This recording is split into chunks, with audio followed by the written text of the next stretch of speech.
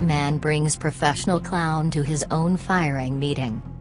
A young copywriter for an advertising agency in New Zealand recently made international headlines for bringing a professional clown as a support person to a company meeting in which he expected to be fired. Employers in New Zealand are legally required to offer employees the chance to bring a support person to so-called pink slip meetings, to help them cope with being laid off.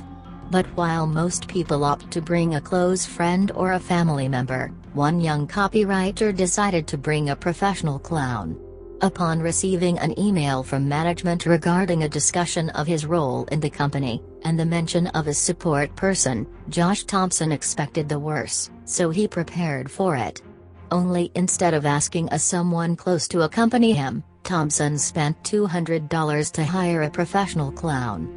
It turned out to be one of the most awkward pink slip meetings in history. I thought it's either a promotion or worse. I thought it's best to bring in a professional, and so I paid $200 and hired a clown, Thompson told Magic Talk Radio. It was rather noisy, him making balloon animals, so we had to tell him to be quiet from time to time. Thompson did end up getting fired, but he claims bringing the clown in for the redundancy meeting was the right thing to do, as his antics, like making balloon animals and miming crying, really lightened the mood. He claims the people doing the firing should have been pretty happy too. They got a free show from one of the best clowns in the biz. What's not to love? Thompson said in an interview with Muse.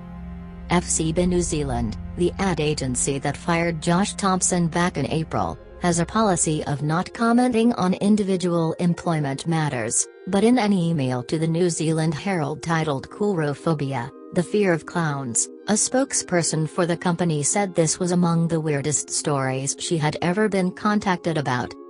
Luckily for Thompson, he has since moved to Australia and secured a new job, so he can definitely look back and laugh at his unusual firing.